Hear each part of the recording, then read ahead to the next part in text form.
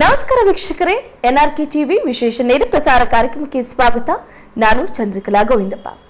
ವೀಕ್ಷಕರೇ, ಇವತ್ತಿನ ನೇರ ಪ್ರಸಾರ ಕಾರ್ಯಕ್ರಮದಲ್ಲಿ ಸಾಕಷ್ಟು ವಿಷಯಗಳ ಬಗ್ಗೆ ಚರ್ಚೆಯನ್ನ ನಡೆಸಿಕೊಡೋಕೆ ನಮ್ಮ ಜೊತೆಗೆ ಇದ್ದಾರೆ ಅಗೋರಿ ತಾಂತ್ರಿಕ್ ವಿಕ್ರಮ್ ಅಯ್ಯರ್ ಗುರೂಜಿ ಅವರು. ಅವರ ಜೊತೆಗೆ ಸಾಕಷ್ಟು ಚರ್ಚೆಯನ್ನ ನಡೆಸ್ತಾ ಸಾಕಷ್ಟು ವಿಷಯಗಳನ್ನ ನಿಮಗೆ ತಿಳಿಸ್ಕೊಡ್ತಾ ಹೋಗ್ತೀನಿ. ಮೊದಲಾಗಿ ಗುರೂಜಿ ಅವರನ್ನ ಕಾರ್ಯಕ್ರಮಕ್ಕೆ ವೆಲ್ಕಮ್ ಮಾಡ್ತಾ ಇದ್ದೀನಿ. ಗುರೂಜಿ, ಸ್ವಾಗತ ಕಾರ್ಯಕ್ರಮಕ್ಕೆ. ನಮಸ್ಕಾರ ಗುರೂಜಿ, ಈಗಾಗಲೇ ನಾವು ನಿಮ್ಮ ಬಗ್ಗೆ ಸಾಕಷ್ಟು ಕೇಳಿದ್ದೀವಿ. ಅದರಲ್ಲೂ ಮುಖ್ಯವಾಗಿ ಈಗಿನ ಯುಗದಲ್ಲಿ, ಕಲಿಯುಗದಲ್ಲಿ ಮಾಟ ಮಂತ್ರ ಆಗಿರ್ಬೋದು, ಭಾನಾಮತಿ ಆಗಿರ್ಬೋದು, ಬ್ಲ್ಯಾಕ್ ಮ್ಯಾಜಿಕ್ ಅನ್ನೋದು ಸಾಕಷ್ಟು ಕಡೆಗಳಲ್ಲಿ ಪಸರಿಸಿದೆ. ಅದು ನಿಜಕ್ಕೂ ಕೂಡ ಜನರಲಿ ಗೊತ್ತಾಗೋದಿಲ್ಲ. ಈಗ ನಮಗೆ ಮಾಟ ಮಂತ್ರ ಮಾಡಿಸಿದ್ರು ಕೂಡ ಅದು ನಮಗೆ ಗೊತ್ತಾಗಿರೋದಿಲ್ಲ. ಅದು ನಾವು ಅನುಭವಿಸ್ತಾ ಇರುವಂತಹ ಪ್ರಾಬ್ಲಮ್ನ ಎಲ್ಲೋ ಒಂದು ಕಡೆ ಮೆಡಿಕಲ್ ಪ್ರಾಬ್ಲಮ್ ಇರ್ಬೋದು ಅಂತ ಸಾಕಷ್ಟು ಜನರು ಹಾಸ್ಪಿಟಲೈಸ್ ಆಗ್ತಿರ್ತಾರೆ. ಇಂತಹ ಸಮಸ್ಯೆಯನ್ನು ಹೇಗೆ ಕಂಡುಹಿಡಿಯೋದು ಅಂತ? ಒಳ್ಳೆ ಪ್ರಶ್ನೆ. ಏನು ಅಂತಂದರೆ, ತುಂಬ ಜನ ಹಾಸ್ಪಿಟಲ್ನಲ್ಲೇ ಟ್ರೀಟ್ಮೆಂಟ್ ತೊಗೊಳ್ತಾ ಇರ್ತಾರೆ. ಕೊನೆಗೆ ಏನಾಗುತ್ತೆ, ಅವ್ರು ಏನೇ ಪ್ರಯತ್ನ ಪಟ್ಟರು ಬದುಕಿಸ್ಕೊಳ್ಳೋದಕ್ಕಾಗೋದಿಲ್ಲ. ಎರಡನೇದು, ಯಾವುದೇ ಕಾರಣಕ್ಕೂ ಹಾಸ್ಪಿಟಲ್ಗೆ ಹೋಗೋಕ್ಕೆ ಮುಂಚೆ ಮನೆಯಲ್ಲಿ ಈ ಥರ ಆಗಿದೆ, ಈಗಾಗಿದೆ, ಯಾರೋ ಹೇಳಿದ್ರು, ಇದು ಮಾಡಿದ್ರು ಅಂತ ಹೋಗ್ತಾರೆ. ತುಂಬ ಕಡೆ ಹೋಗ್ತಾರೆ, ನೋಡ್ತಾರೆ, ಎಲ್ಲೂ ಆಗೋದಿಲ್ಲ, ಪರಿಹಾರ ಎಲ್ಲ ಆಗೋದಿಲ್ಲ. ಆವಾಗ ಏನಾಗುತ್ತೆ, ಹಾಸ್ಪಿಟ್ಲಿಗೆ ಸೇರ್ತಾರೆ. ಈ ಹಾಸ್ಪಿಟ್ಲಲ್ಲಿ ಹೋಗಿದ ತಕ್ಷಣ ಟ್ರೀಟ್ಮೆಂಟ್ ಸ್ಟಾರ್ಟ್ ಮಾಡಿಬಿಡ್ತಾರೆ. 5 ನಿಮಿಷ ಲೇಟ್ ಮಾಡೋದಿಲ್ಲ. ಗುರೂಜಿ, ನಾವೀಗ ನಮಗೆ ಮಾಟ ಮಂತ್ರ ಮಾಡಿಸಿದ್ದಾರೆ ಅಂತ ಯಾವ ಲಕ್ಷಣಗಳು ಬಂದರೆ ನಮಗೆ ಕನ್ಫರ್ಮ್ ಆಗುತ್ತೆ ಅಂತ? ನೋಡಿ, ಮಾಟ ಮಂತ್ರ ಆದರೆ ಮನುಷ್ಯನಿಗೆ ಊಟ ಸೇರೋದಿಲ್ಲ, ನಿದ್ರೆ ಬರೋದಿಲ್ಲ. ಆಮೇಲೆ ಮಲ್ಕೊಂಡಿರ್ಬೇಕಾದ್ರೆ ಏನೋ ಒಂಥರ ಮೈ ಭಾರ ಆಗೋದು, ಮೈಯೆಲ್ಲ ಕಾಲೆಲ್ಲ ಉರಿ ಬರೋದು, ಮೈಯೆಲ್ಲ ಉರಿ ಬರೋದು, ಕೈಯೆಲ್ಲ ಉರಿ ಬರೋದು. ಆಮೇಲೆ ಇದ್ದಕ್ಕಿದ್ದಂತೆ ತುಂಬ ಹಶ್ವಾಗೋದು, ಇದ್ದಕ್ಕಿದ್ದಂಗೆ ಒಂಥರ ಯಾರೋ ಬಂದು ಇಟ್ಕೊಳ್ಳಂಗೆ, ಕತ್ಲು ನೋಡಿದ್ರೆ ಮನುಷ್ಯ ತುಂಬ ಭಯ ಬೀಳುವಂಥದ್ದು. ಗುರೂಜಿ, ಈಗಾಗಲೇ ನಾವು ಮಾತಾಡ್ತಾ ಇದ್ವಿ, ಈ ಮಾಟ ಮಂತ್ರದಿಂದ ನಮ್ಮನ್ನು ನಾವು ರಕ್ಷಣೆ ಮಾಡ್ಕೊಳ್ಳೋದು ಹೇಗೆ? ಯಾಕಂದರೆ ಅದೊಂದು ದೊಡ್ಡ ಟಾಸ್ಕ್ ಆಗಿಬಿಟ್ಟಿರುತ್ತೆ ಲೈಫಲ್ಲಿ. ನಾವು ಏಳಿಗೆ ಆಗೋದಿಲ್ಲ, ಬಿಸ್ನೆಸ್ಸಲ್ಲಿ ಲಾಸ್ ಆಗ್ತಾ ಇರುತ್ತೆ, ಆರೋಗ್ಯದಲ್ಲಿ ಏರುಪೇರು ಆಗ್ತಾ ಇರುತ್ತೆ, ಮನೆಯಲ್ಲಿ ನೆಮ್ಮದಿ ಅನ್ನೋದೇ ಇರಲ್ಲ, ಬರೀ ಅಶಾಂತಿನೇ ಇರುತ್ತೆ. ಈ ರೀತಿಯಾದಂತಹ ಸಮಸ್ಯೆಗಳಿಂದ ನಮ್ಮನ್ನು ನಾವು ಹೇಗೆ ರಕ್ಷಣೆ ಮಾಡ್ಕೋಬೇಕು ಅಂತ? ಮನೆಯಲ್ಲಿ ಪ್ರತಿಯೊಬ್ಬರು ಮನೆಯಲ್ಲೂ ಪೂಜೆ ಮಾಡ್ತಾರೆ. ಹೌದು. ಆದರೆ ಪೂಜೆ ಆದಮೇಲೆ ಮನೆಯಲ್ಲಿ ಧೂಪ ಹಾಕಬೇಕು.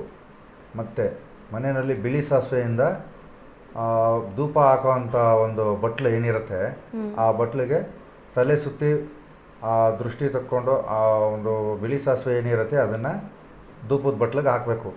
ಅದು ಚಿಟ ಅಂತ ಸಿಡಿದಾಗ ಆ ಮಾಟ ಮಂತ್ರ ಅನ್ನೋದು ದುಷ್ಟಶಕ್ತಿಗಳು ಕಮ್ಮಿ ಆಗುತ್ತೆ. ಮತ್ತು ಮನೆಯಲ್ಲಿ ಪಚ್ಚೆ ಕರ್ಪೂರ ಹಚ್ಚಬೇಕು. ಯಾವಾಗಲೇ ಆಗಲಿ ನಾವು ಪೂಜೆ ಮಾಡಬೇಕಾದ್ರೆ ಪಚ್ಚೆ ಕರ್ಪೂರದಿಂದ ಪೂಜೆ ಮಾಡಬೇಕು. ಆಮೇಲೆ ಸುಗಂಧ ಭರಿತವಾದ ದ್ರವ್ಯಗಳಿಂದ ಪೂಜೆ ಮಾಡಬೇಕು. ಆಮೇಲೆ ಈ ಕಡ್ಡಿ ಬಂದು ಈ ಮಲ್ಲಿಗೆ ಹೂವು, ಸಂಪಿಗೆ ಹೂವು, ರೋಸ್ ಹೂವು, ಈ ಥರ ಕಡ್ಡಿಗಳನ್ನೇ ಬಳಸಬೇಕು. ಯಾವುದೋ ಸಿಗತ್ತೆ ಅಂತೇಳಿ ತೊಗೊಂಬಂದು ಹಚ್ಚಬಾರ್ದು. ಆಮೇಲೆ ಮನೆಯಲ್ಲಿ ಮೂಲೆಯಲ್ಲಿ ಇರೋವಂಥ ಕಸನ ತೆಗಿಬೇಕು. ಫಸ್ಟು ಕಸಗಳು ಎಲ್ಲರೂ ಕಸ ಗುಡಿಸ್ತಾರೆ, ಆದರೆ ಮೂಲೆಯಲ್ಲಿ ಕಸಗಳಿರುತ್ತೆ. ಆ ಕಸಗಳೆಲ್ಲ ಏನಿರುತ್ತೆ ಆ ಕಸಗಳನ್ನೆಲ್ಲ ಕ್ಲೀನಾಗಿ ತೆಗಿಬೇಕು. ಆಮೇಲೆ ಹಾಕೊಂಡು ಬಿಚ್ಚಿರುವಂಥ ಬಟ್ಟೆಗಳೇನಿರುತ್ತೆ ಆ ಬಟ್ಟೆಗಳನ್ನೆಲ್ಲ ಇಮಿಡಿಯೇಟ್ ಒಗೆದು ಬಿಡಬೇಕು. ಯಾವುದೇ ಕಾರಣಕ್ಕೂ ಆ ಬಟ್ಟೆಗಳನ್ನ ಬಿಡಬಾರ್ದು. ಆ ಬಟ್ಟೆಗಳನ್ನ ಬಿಟ್ಟಾಗ ಅದರಲ್ಲೂ ನೆಗೆಟಿವ್ ಶಕ್ತಿಗಳು ಸೇರ್ಕೊಂಡಿರುತ್ತೆ. ಎಸ್ ಗುರೂಜಿನ, ನಾವು ಒಬ್ಬ ಮಾಟ ಮಂತ್ರಕ್ಕೆ ಒಳಗಾಗಿರುವಂಥ ವ್ಯಕ್ತಿಯನ್ನು ಹೆಂಗೆ ಕಂಡುಹಿಡಿಬೋದು? ಯಾಕಂತಂದರೆ ತುಂಬ ಜನ ಮುಖ ನೋಡಿದ ತಕ್ಷಣ ಒಂಥರ ರಾವ್ ಹೊಡೆದಂಗಿದೆ ಅಂತ ಹೇಳ್ತಿರ್ತಾರೆ. ಅಂಥವ್ರನ್ನು ಹೆಂಗೆ ರೆಕಗ್ನೈಸ್ ಮಾಡ್ಬೋದು ನಾವು ಅಂತ? ನೋಡಿ, ಮುಖದಲ್ಲಿ ಕಳೆ ಇರೋದಿಲ್ಲ. ಮತ್ತು ರಾತ್ರಿ ಮಲ್ಕೊಂಡು ಬೆಳಗ್ಗೆ ಎದ್ದಾಗ ಮನುಷ್ಯ ಯಾವ ರೀತಿ ಇರ್ತಾನೆ, ದಿನಪೂರ್ತಿ ಅದೇ ರೀತಿ ಇರ್ತಾನೆ ಮನುಷ್ಯ. ಆಮೇಲೆ ಅವನ ಒಂದು ಬಾಡಿನಲ್ಲಿ ಕಾಲು ಊತ ಬಂದಿರೋದು, ಮತ್ತು ಹೊಟ್ಟೆ ಊದ್ಕೊಂಡಿರೋದು, ಮತ್ತು ಊಟ ಸೇರದೇ ಇರೋದು, ಮತ್ತು ಏನೋ ಒಂಥರ ನಿಂತ್ಕೊಳಕ್ಕಾಗಲ್ಲ. ಅವನು ಒಂದು ಕಡೆ ನಿಂತ್ಕೊಳಕ್ಕಾಗಲ್ಲ. ಆ ಥರ ವಿಲಿ ಅಂತ ಒದ್ಲಾಡ್ತಾ ಇರ್ತಾನೆ. ಆಮೇಲೆ ಇನ್ನೊಂದೇನು ಅಂತಂದರೆ ಮಂಕ್ ಬಡ್ದಿರೋರ ಥರ ಒಂದು ಮೂಲೆಯಲ್ಲಿ ಹೋಗಿ ಕುತ್ಕೊಂಡ್ಬಿಡ್ತಾರೆ.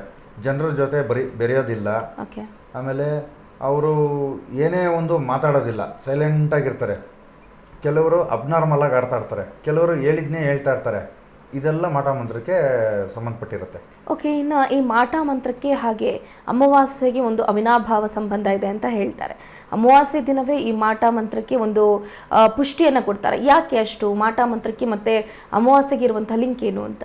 ಅಮಾವಾಸ್ಯೆಗೆ ಇರುವಂಥದ್ದು ಏನು ಅಂತಂದರೆ, ಅಮಾವಾಸ್ಯೆ ದಿನ ದುಷ್ಟಶಕ್ತಿಗಳ ಪ್ರಭಾವ ಜಾಸ್ತಿ ಇರುತ್ತೆ. ಅದರಿಂದಾಗಿ ಮಾಟ ಮಂತ್ರಕ್ಕೆ ಅದು ತುಂಬ ಸ್ಪಂದಿಸುತ್ತೆ. ಬಾಕಿ ದಿನಗಳಲ್ಲಿ ಆ ದುಷ್ಟಶಕ್ತಿಗಳಿಗೆ ಪ್ರಭಾವ ಕಮ್ಮಿ ಇರುತ್ತೆ. ಅದರಿಂದಾಗಿ ಆ ರೀತಿ ಆ ಒಂದು ದಿವಸದಲ್ಲಿ ಆ ಮಾಟ ಮಂತ್ರ ಏನಿದೆ, ಆ ಬ್ಲ್ಯಾಕ್ ಮ್ಯಾಜಿಕ್ ಅಂತೀವಿ, ಆ ಒಂದು ಅಮಾವಾಸ್ಯೆ ದಿವಸದಲ್ಲಿ ಅದಕ್ಕೆ ಶಕ್ತಿ ಜಾಸ್ತಿ ಇರೋದ್ರಿಂದ ಅದು ಒಂದು ಸ್ವಲ್ಪ ಮಾಡಿದ್ರೆ ಸಾಕು, ಅದು ಪ್ರಭಾವ ಜಾಸ್ತಿ ತೋರಿಸುತ್ತೆ. ಓಕೆ, ಇನ್ನು ನೀವು ಅಘೋರಿ ತಾಂತ್ರಿಕರಾಗಿದ್ದೀರಾ, ಸಾಕಷ್ಟು ಪೂಜೆಗಳನ್ನು ಕೂಡ ಮಾಡಿರ್ತೀರಾ. ಇಂತಹ ಪೂಜೆಗಳಲ್ಲಿ ನಿಮಗೆ ಒಂದು ರೀತಿಯಾದಂತಹ ನಿಮಗೆ ಭಯ ಹುಟ್ಟಿಸುವಂತಹ ಅನುಭವ ಏನಾದರೂ ಆಗಿದೆಯಾ ಅಂತ? ತುಂಬ ಆಗಿದೆ, ತುಂಬ ಆಗಿದೆ. ಎಸ್ ಗುರುಜಿ, ಅದ್ರ ಬಗ್ಗೆ ಸ್ವಲ್ಪ ಎಕ್ಸ್ಪ್ಲೇನ್ ಮಾಡೋದಾದ್ರೆ. ಇದರಲ್ಲಿ ಅಮಾವಾಸ್ಯೆಯಲ್ಲಿ ರಾತ್ರಿ ಹೊತ್ತು ನಾವು ಜಪದಲ್ಲಿ ಇರಬೇಕಾದ್ರೆ ಆಗಿರ್ಬೋದು, ಅಥವಾ ನಾವು ಏಕಾಂತವಾಗಿ ಸಿದ್ಧಿಗಳು ಮಾಡೋ ಸಮಯ ಆಗಿರ್ಬೋದು, ಅಮಾವಾಸ್ಯೆಯಲ್ಲಿ ತುಂಬ ತೊಂದರೆಗಳು ಕೊಡ್ತವೆ. ಯಾವುದೋ ಈ ನೆಗೆಟಿವ್ ಶಕ್ತಿಗಳು ತುಂಬ ತೊಂದರೆಗಳು ಕೊಡ್ತವೆ. ಆ ರೀತಿಯೆಲ್ಲ ಎಕ್ಸ್ಪೀರಿಯೆನ್ಸ್ ಆಗಿದೆ.